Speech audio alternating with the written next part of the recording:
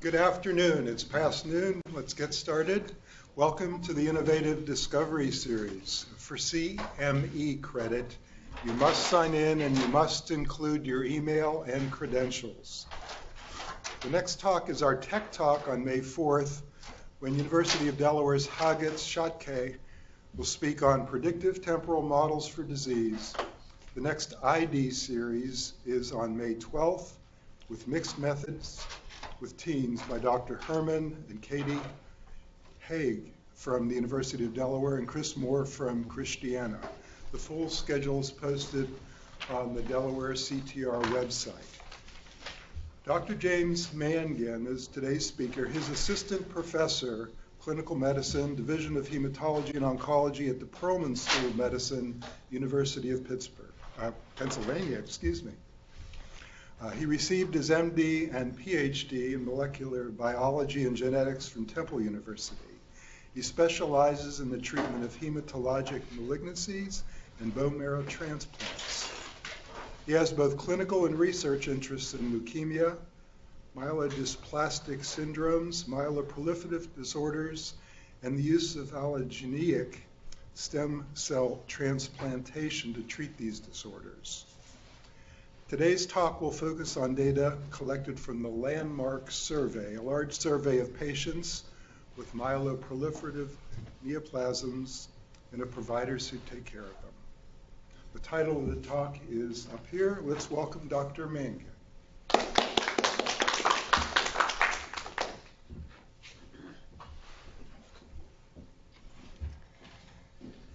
Well, thank you very much, and it's a pleasure to be here.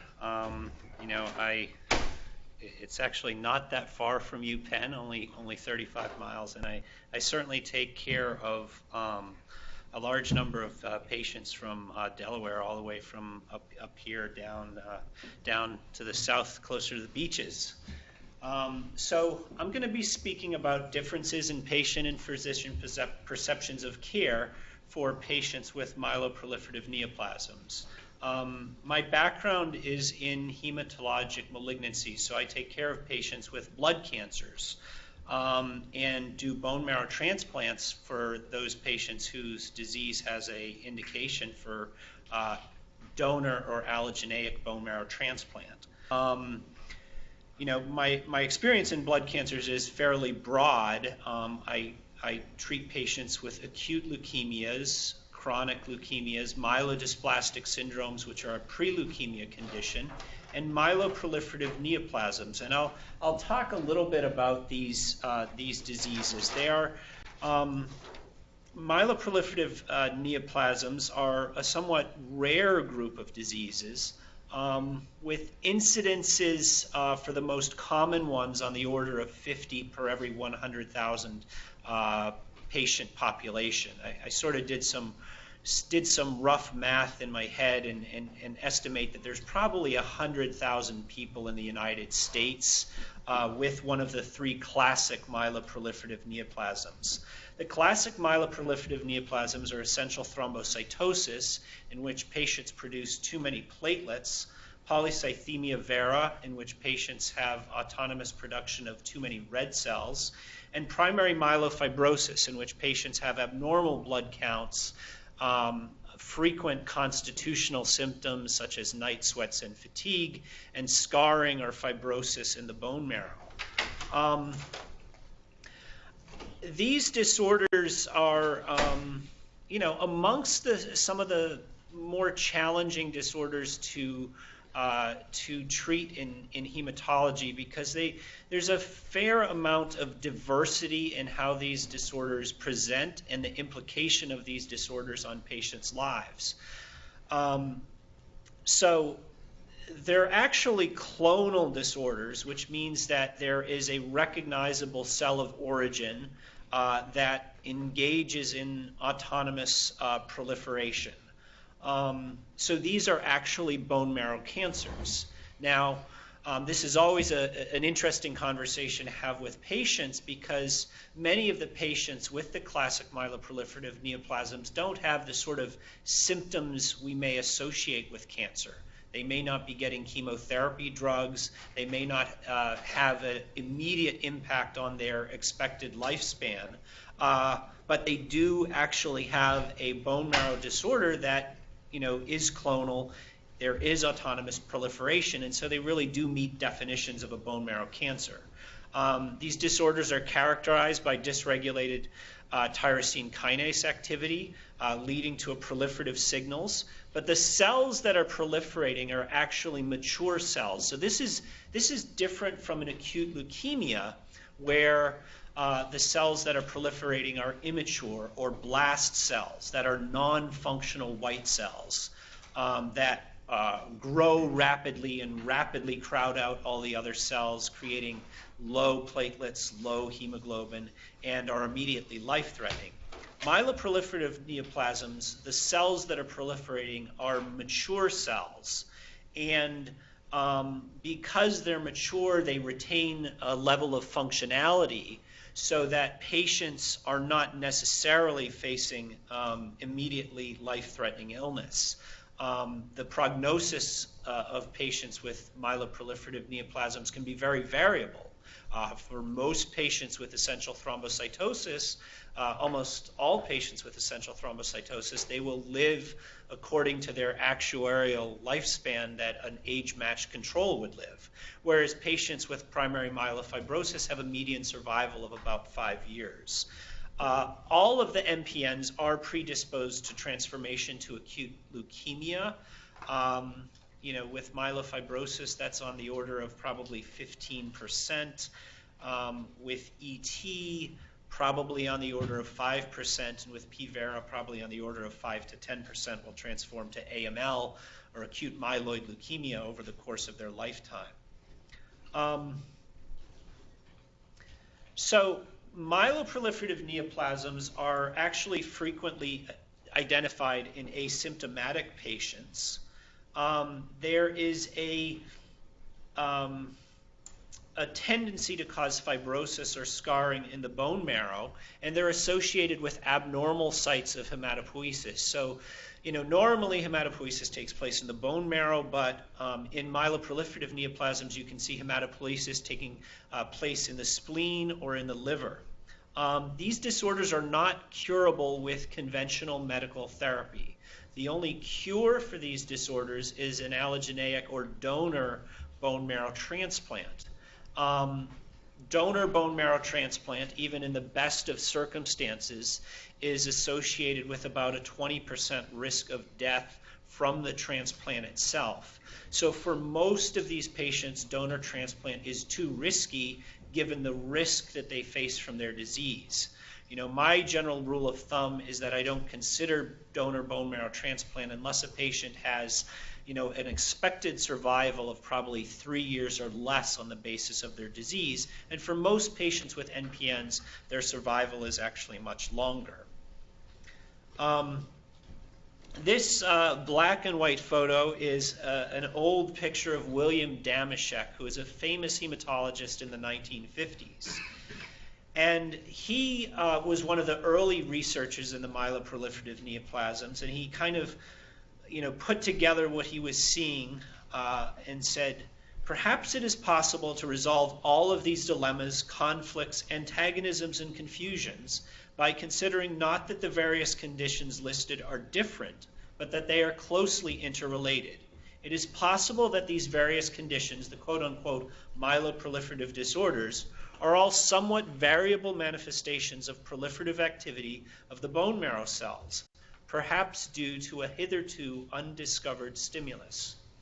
It took 54 years, but that undiscovered stimulus that united many of the myeloproliferative neoplasms was discovered in 2005 in sort of a kind of a remarkable convergence of separate research groups across the world working on the same problem.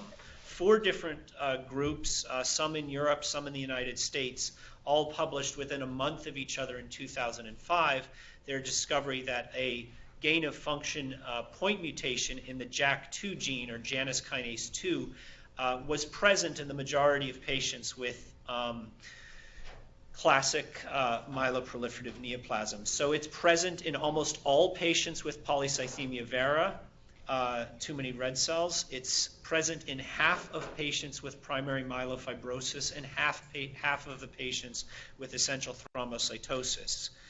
This is a schematic of the JAK2 signaling pathway. JAK2 links up with cytokine receptors. It's phosphorylated and then goes on to interact with STATs, which are signal transducers and activators of transcription, which then go to the nucleus and activate transcription. That leads to autonomous cellular proliferation.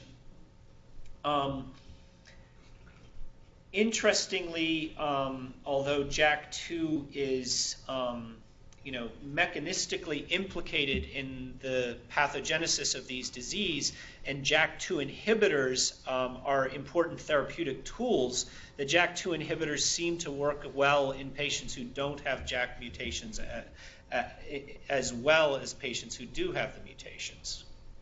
So I'll talk a little bit about polycythemia vera. So these are patients who present with abnormally high hemoglobin. So criteria for diagnosis, if you have two of the major criteria, so men with hemoglobin greater than 18.5, women with hemoglobin greater than 16.5, and a JAK2 mutation, have polycythemia vera, no bone marrow biopsy necessary.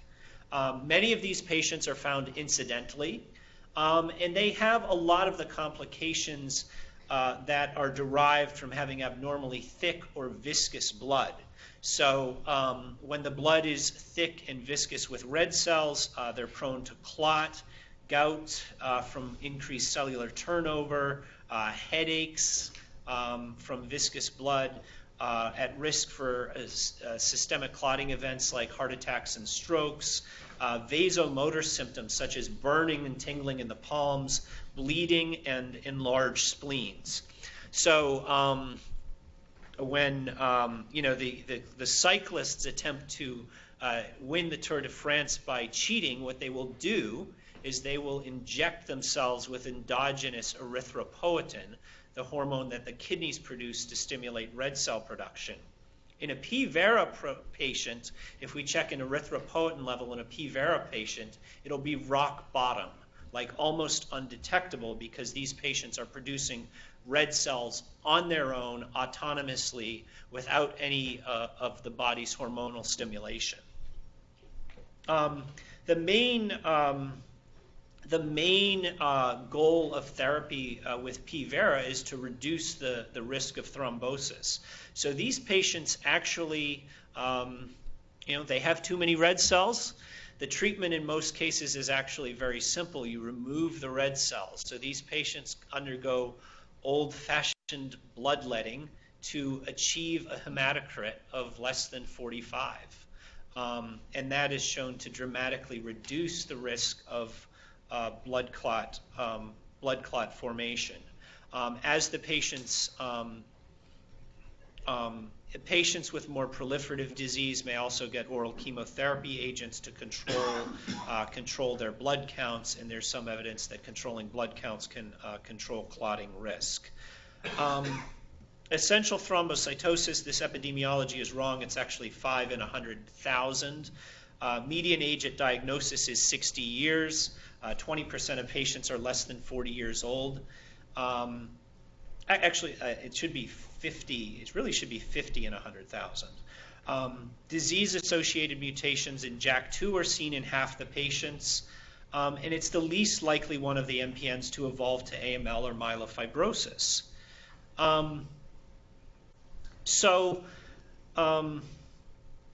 Patients with ET have characterized with a CBC that has isolated thrombocytosis. The thrombocytosis is associated with an increase of blood clotting risk, and so patients are managed largely with aspirin to reduce the risk of blood clots.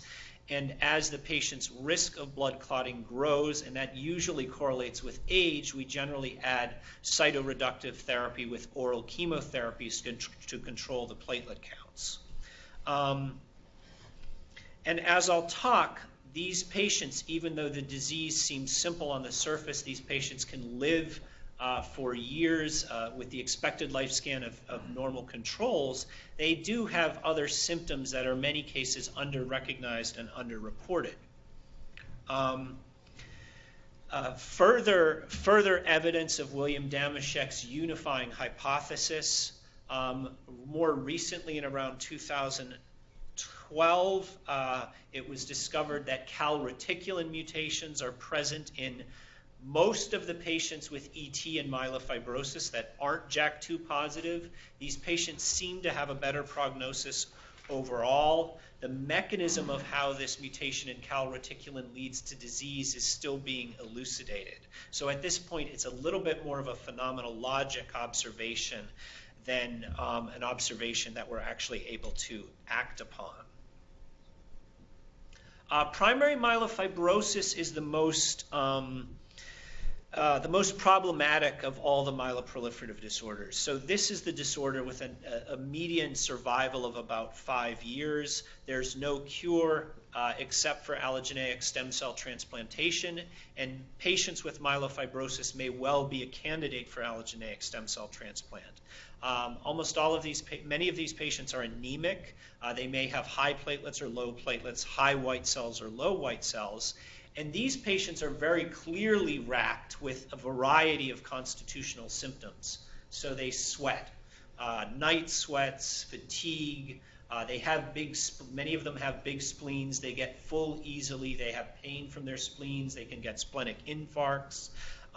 They develop abnormalities in the circulatory system with portal hypertension, and in many cases have sort of hepatorenal liver physiology that's very similar to that you would see with a cirrhotic patient.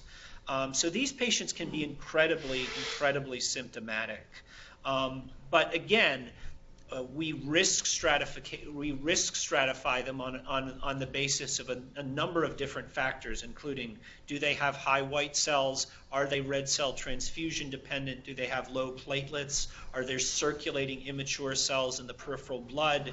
What are their chromosome testing? Do they have constitutional symptoms? And through taking into account all of these factors, we can judge, are these patients going to be able to live with their disease for a long time, or are they under immediate threat, and might we need to consider bone marrow transplant to cure them? This is a slide that just shows a bone marrow biopsy with a reticulin stain showing reticulin fibrosis. So these sort of long, thin strands that are sort of intercalating throughout this marrow represent the reticulin fibrosis. And many ways I sort of think of it as the cells are actually blurred underneath the microscope as the scar tissue is laid down. And as a result of this scar tissue being laid down, immature blood cells that are normally present only in the bone marrow escape the bone marrow and go out into the peripheral blood. So it's not unusual to see patients with myelofibrosis who have blasts or immature cells in the peripheral blood, but not in large numbers in the bone marrow. We also see a lot of nucleated red blood cells in the peripheral blood smear of these patients.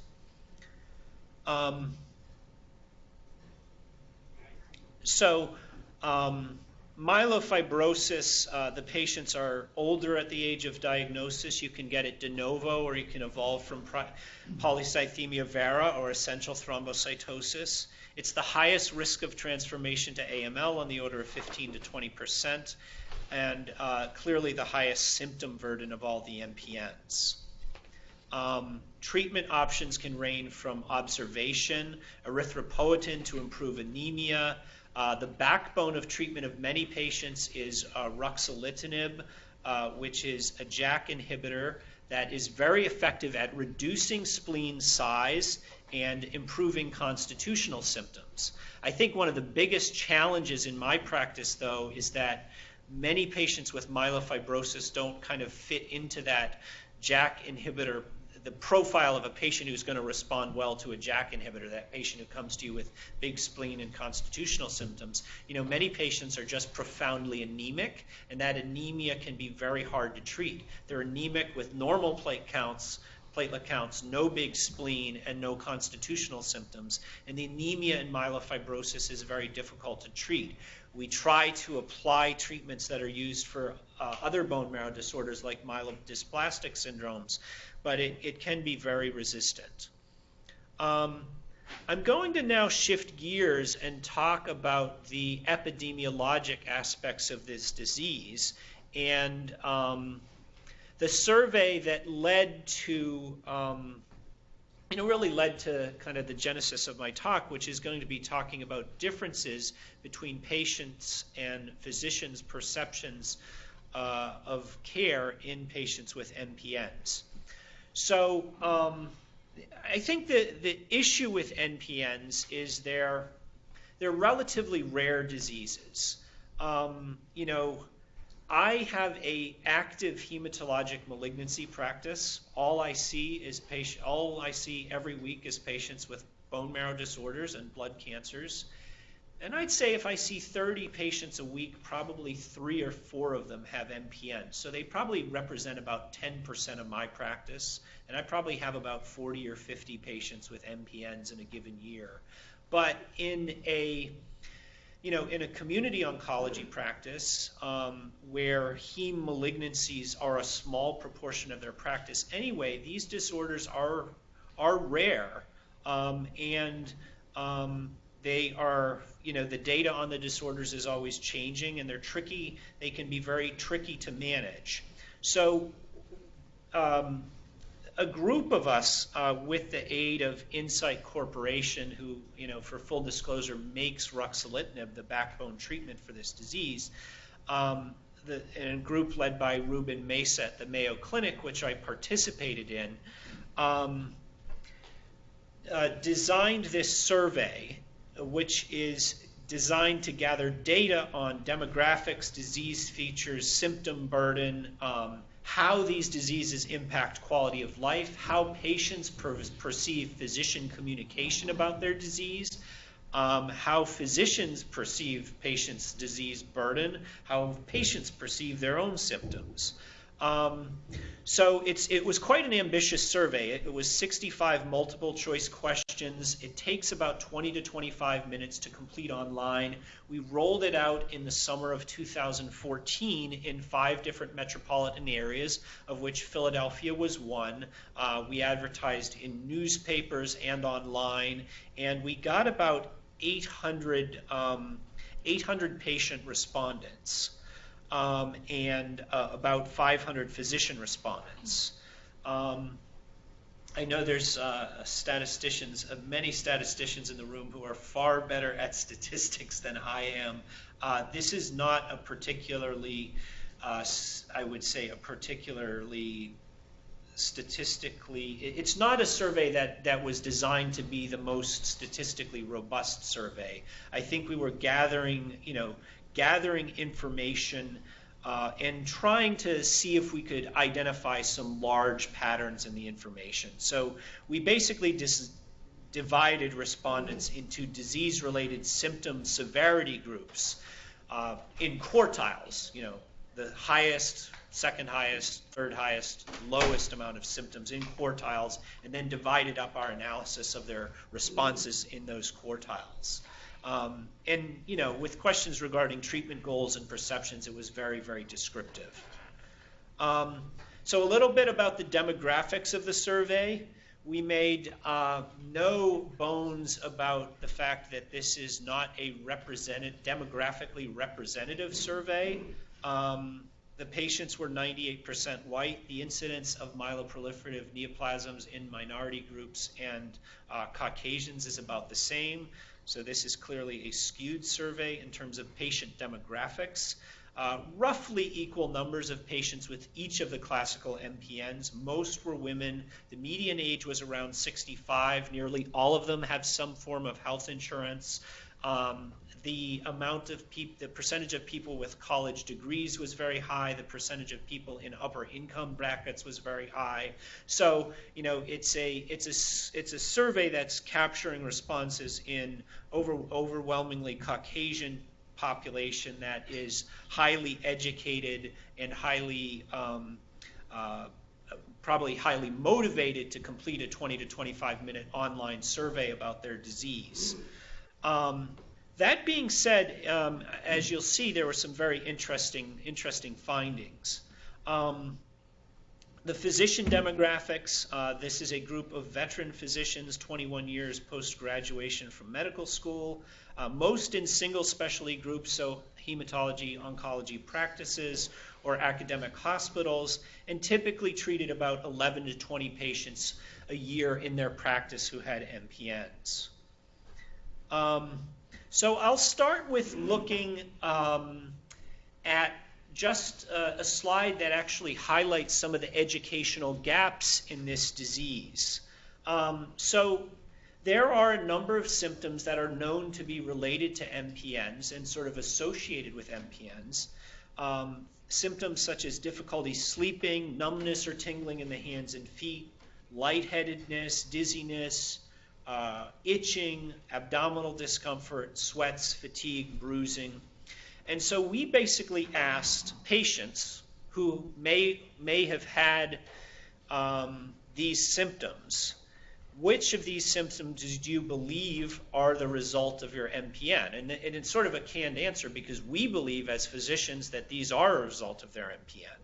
But we see that most patients don't recognize that difficulty sleeping could be a result of their MPN. Certainly most patients found that knew that fatigue was related to their MPN, but symptoms like abdominal discomfort, lightheadedness, which may result from anemia, numbness or tingling in their hands and feet, which can result from uncontrolled erythromelalgia as a consequence of uncontrolled MPNs, were not being recognized. So this is a very highly sophisticated patient population, but they still are not recognizing symptoms as potentially being part of their disease. And of course, that leads to questions of why and leads to questions about how effectively physicians are educating their patients about what to expect from their disease. This slide looks at how symptoms from MPNs affect patients' quality of life. In the myelofibrosis cohort, in the most symptomatic patients from myelofibrosis, 77% of patients had to cancel planned activities in the last month. In the highest risk, the highest symptom burden myelofibrosis patients, about half of them had to call in sick from work in the past month, and almost all of them say that they have reduced quality of life because of their disease. Even in ET patients, the most symptomatic ET patients, half of them had to call in sick from work, and about half of them had to cancel planned activities. And it was similar for polycythemia vera. With myelofibrosis, I think that doesn't surprise us. But to think that a quarter of the most symptomatic patients with PV or ET, are canceling activities or missing work because of their disease, that tells us that these patients are not as asymptomatic as we think they are. Again, some of the symptoms that these patients that they do have, fatigue, itching, sweats, abdominal discomfort, can really have a legitimate impact on patients' quality of life. And what we're trying to do is generate some easy to use.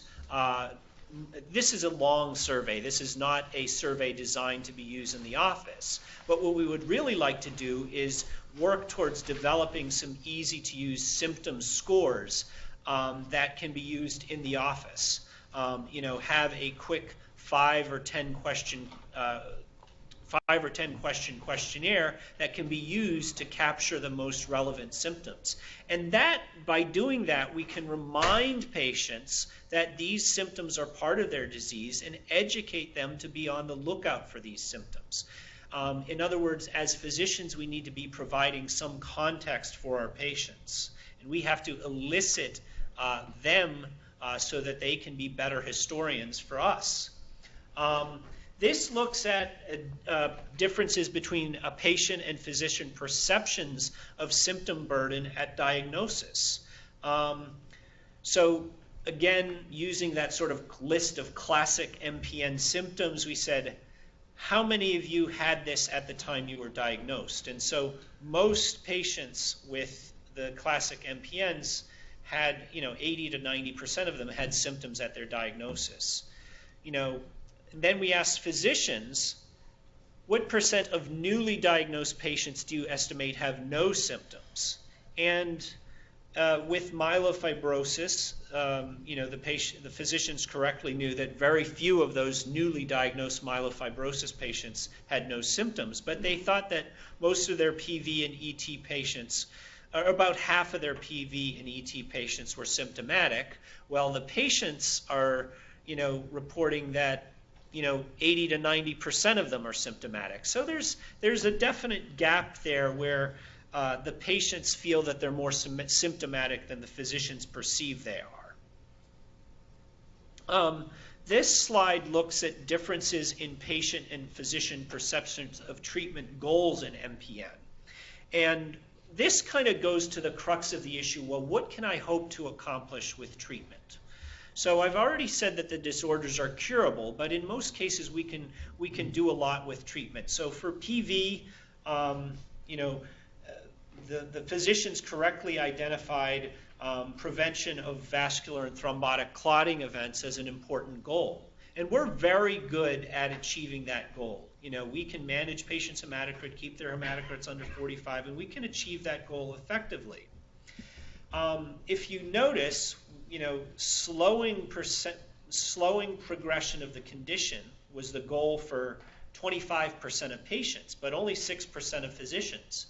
And this is because as physicians, we know that, I don't really have a treatment that I can offer a PV patient that's truly disease modifying, that will help prevent the transformation to acute myeloid leukemia, that will prevent the progression to myelofibrosis. I can't really offer that. But patients think that's a goal, and so that's a gap. That's a gap in expectations. And so the patient may say when they transform to myelofibrosis 10 years later, but I was on my Hydrea and I took my Hydrea every day, and why did this happen? Well, the reality is that happened because the Hydrea does not prevent the progression of that disease. The Hydrea controls your blood counts and helps prevent clotting events. So I think it's very important as physicians to educate patients about the difference between a treatment that is good for managing symptoms versus a treatment that is changing the natural history of the disease, that can prevent acute leukemia or prevent myelofibrosis or improve survival. And with ET, you saw the same gap. They recognized the prevention of clotting events as an important goal, but again, they had high hopes about that their treatment would slow progression of their condition, which is not something we really can do. And same thing with myelofibrosis. This idea that patients want to slow progression of the disease is not a realistic goal with our current therapies, although with the caveat there is some data emerging from the analysis of some of the ruxolitinib studies, the JAK inhibitor studies, that there may be a small survival advantage to patients treated with Jakafi or ruxolitinib, but it's very subtle, and it's not a major goal of treatment.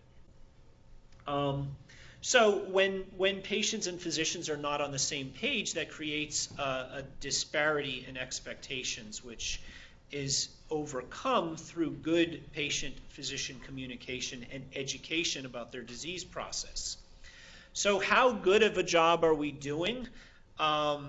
Physician management is slide A, physician communication is panel B, and The good news is about 90% of patients are very satisfied or somewhat satisfied with their physicians in terms of management of their disorders and communication, but about 10% of patients are very dissatisfied or somewhat dissatisfied. And so that's kind of that's where we need to work on communication. And so, you know, at least 10% of patients think their doctors are not doing a good job, and you know, so I think my interpretation of this is not to be happy with the 90% that think we're doing well, but look to see how we can capture that 10% and bring it down to 2 or 3% and continue to improve.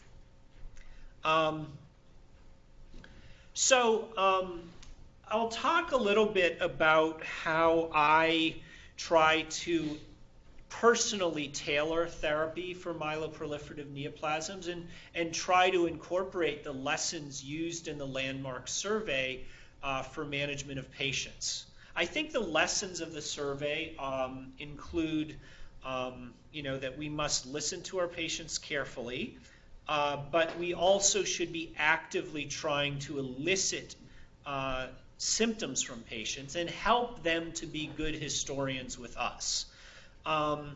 This is a case study of a typical patient in my practice. He's 68 and he presented with unexpected weight loss and some left-sided swelling. They did an ultrasound and he was found to have massive splenomegaly with a spleen of about 22 centimeters. His white count was abnormally high, but initially no circulating blasts. His hemoglobin was normal, platelets were normal. We did a bone marrow biopsy because of the splenomegaly and the high white count, and the bone marrow biopsy was consistent with myelofibrosis. The chromosome testing was normal. There were no increase in blasts. He does not have a JAK2 mutation or any of the other common mutations in myelofibrosis, so he's a so-called triple negative patient, which actually have worse prognosis. And he reported itching, weight loss, night sweats, fatigue, and he does some very fine work at his small business. He's a craftsman, and he had really started to have to cut back on his hours. So, you know, I risk stratified him and said, all right, he has elevated white count, which probably didn't quite score for him, but constitutional symptoms, circulating blasts, which he actually had, though not on this initial CBC. Constitutional symptoms, circulating blasts, and elevated white count. His white count actually went over the threshold of 25,000 at some point. So he had intermediate 2 risk myelofibrosis with an estimated survival of around 3 years.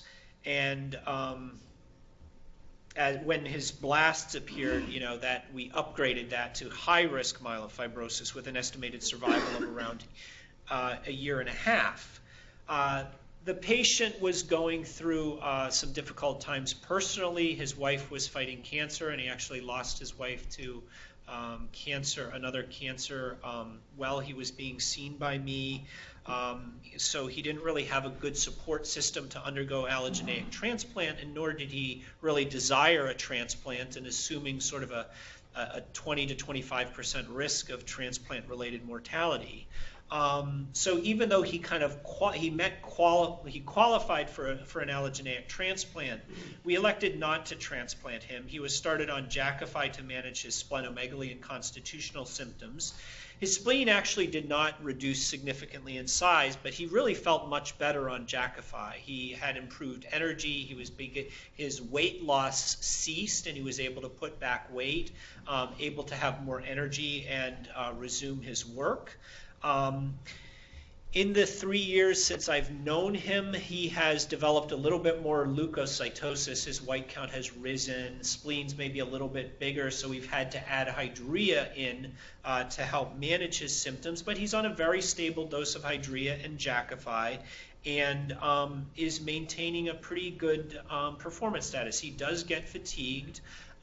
He does, in the wintertime, get frequent infections, which I think are probably a result of immune system dysfunction, because his white cells are actually pretty close to normal infection-fighting cells. But we've listened to his symptoms and sort of tailored a treatment that that works for him. Unlike in acute leukemia, where the indications for bone marrow transplant are very strong, there's a lot of mushiness about the indications for transplant in myelofibrosis, and so it becomes very much an individual discussion. I transplanted another 71-year-old with myelofibrosis a couple of years ago, and the reason I transplanted him was he was absolutely miserable with anemia that was refractory to therapy. So he was getting red cells every week.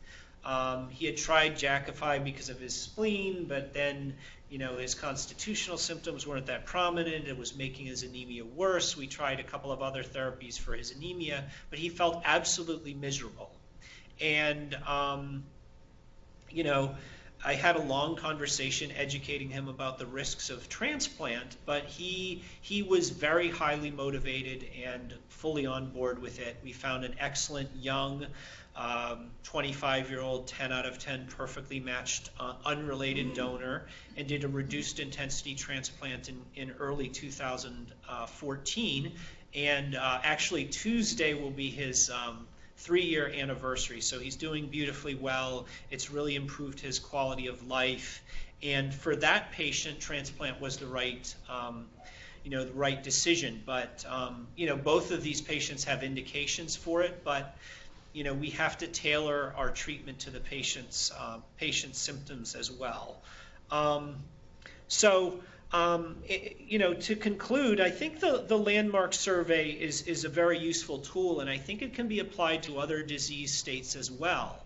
There's, especially in oncology, it's such a data-driven field. We're making decisions on hard data and clinical trial data all the time. But we forget that part of our job is educators. And we're not only educators for our residents and our medical students and our nurses and support staff, but we're also educators for our patients. And especially when we're dealing with very complex diseases, I think what this survey illustrates is that physicians need to do a better job of communicating, and they need to do a better job of setting out what the goals of their treatment plan are, and a better job of eliciting good histories from patients. Sometimes patients are always challenging. Sometimes there are patients who are better historians than others, but everybody is a better historian with a little bit of guidance and a little bit of prompting. So, I hope a survey like this, I think, is applicable to many other disease states, especially chronic disease states. I mean, this would work very well with managing of diabetes. I think it would work very well with managing HIV, for instance. And I think these are important tools to have as we consider how to make our patient experience better, especially as they're confronted with some very complicated diseases that create a lot of anxiety.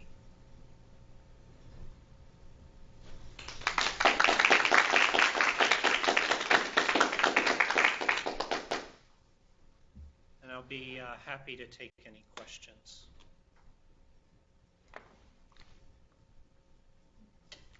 Yeah, go ahead.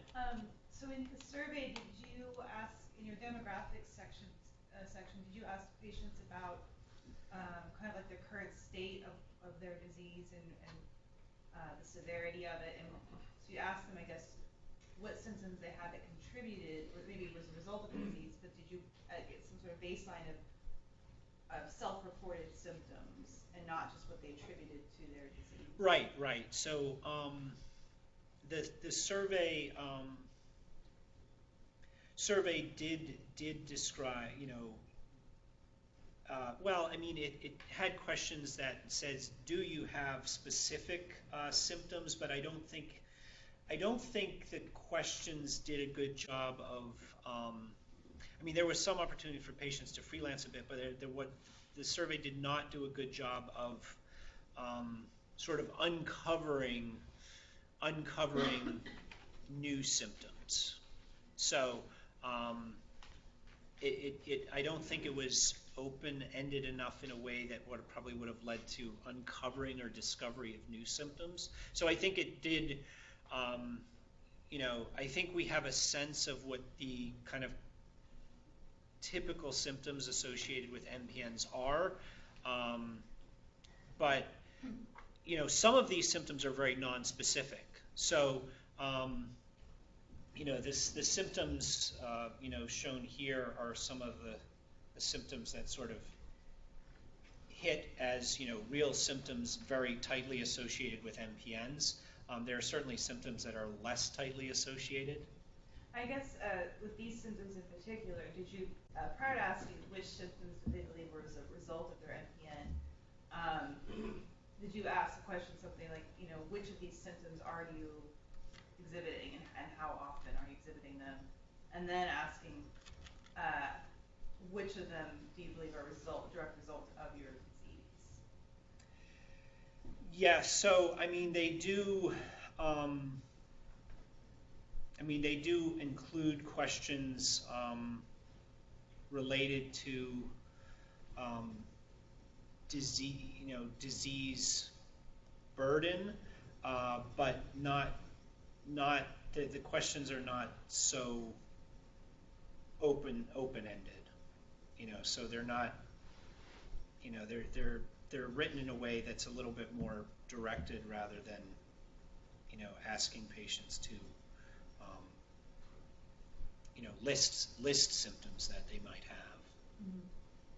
So I think it was, I think we can, I think it did a better job of capturing sort of known symptoms associated with these MPNs rather than eliciting new symptoms.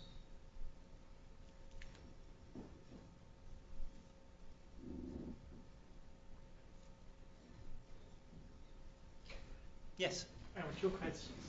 First, I would like to know, when you say quality of life, what kind of instrument did you use to measure the quality of life for those patients? And the second question is, do you have explanation about the difference between the patients and the physicians? About the symptoms or other things? Because I noticed that there are a huge discrepancies between patients and their physicians. Yeah, I think the discrepancies were most pronounced in patients with polycythemia, in the Polycythemia vera and ET groups, and I think some of that comes from, especially in oncology practices. In oncology practices, we have many patients that are facing immediately life-threatening illnesses. And, certainly in my practice, the bulk of my practice is patients with acute leukemia, all of whom are facing immediately life-threatening illnesses. But, the patients with PT and P-vera and ET, don't have a life-threatening illness, and their management in many cases is much more straightforward because you're not making complicated decisions in the context of a life-threatening illness. And so because of that, I think that physicians tend to say, all right, these patients are easy patients, and they probably spend less time thinking about those patients. And I think for that reason, they think that those patients have fewer symptoms. But, a survey like this actually reveals that these patients can be very symptomatic. And, honestly, in my practice, some of the most challenging patients that I have to treat are some of the patients with lower risk myelodysplastic syndromes or P-vera or ET, because these diagnoses are still a bone marrow disorder and they still come with all the anxiety that's associated with having a bone marrow disorder. I have I treat a 26-year-old medical student who has ET, and he He's never had a prior thrombosis. He is on aspirin for clot prevention, and that's his only treatment. And I see him 4 times a year for evaluation of his high platelet count. But, his initial bone marrow biopsy was read as, possible early myelofibrosis, which is a very nonspecific finding that can be seen in bone marrow biopsies of patients with ET. But he's 26 years old and now, has it in his head that, gosh, I might have myelofibrosis. And I had to explain to him, look, we see these marrow reads all the time. I am following your blood counts very carefully to make sure that they're stable. They have been rock solid stable for the past 3 years. I don't see any evidence that they're changing. I don't see any evidence of progression to myelofibrosis. But even though he's got a disorder that's very, straightforward to manage, and he doesn't have a lot of symptoms from his disorder, they still generate a really high level of anxiety. And I think because they're considered sort of the easier patients, I think we underestimate their symptom burden. In terms of your other question about quality of life measures, there are some published tools that look at quality of life in myeloproliferative neoplasms. We looked at a variety of factors, impact on activities of daily living. Did the disease impact your social life or family life? Did you have activities that were limited by pain or discomfort? How many days did you have to cancel planned activities? How many days did you spend in bed? How many days did you call in sick from work? Did you ever have your job? Did you ever quit your job because of your disease? Were you ever fired because of your disease? Are you on medical disability? Have you had early retirement? Those sorts of questions. Looking at some of the impacts on social functioning as well as physical functioning. Make a comment, Jim? Yeah. So I'm not going to shed any new light, only reinforce what you've said. I think one of the big issues managing patients with MPNs is when your practice is full of, as you have already said, patients that you're managing for leukemia or lymphoma, or as we do in our practice, and who are facing potentially life-threatening diseases, and you see those patients, I'll take it to another level. There's almost an unspoken emotional level where you're happy. You're happy. I'm happy to see this patient whose prognosis is very different than the first 3 patients I saw, and that happiness may be interpreted as you're not feeling my pain, not feeling my pain. Yeah. So I think that's important, and I think there's, as somebody who's been practicing hematology for 30 years, this is highly valuable. I wish more of my hemonc colleagues were here, even if they weren't really the target of this talk, because as I trace the trajectory of my career, I'm much more sensitive to this kind of information now, and as a newly minted hematologist, trained by actually some people with lifelong interest in MPDs, where I trained, or MPNs, as more accurately characterized. I had a very nuts and bolts analysis of this and had to acquire the sensitivity to these kinds of related symptoms. So I think it needs to be taught more. So I think it's really valuable to see. Yeah, I definitely agree. There are kind of there are quirky diseases that can fly underneath the radar a little bit. So but they're rare, but they're not they're not that rare. And so I think for this disease group, it's important to have these tools for education, and I think again it's broadly applicable to treatment of any chronic disease. And I think it would work very well with our chronic myeloid leukemia patients again, because there's another group of patients that you see that have very excellent prognosis, but come to you with a lot of may come to you and be very challenging because of the symptoms that they're having.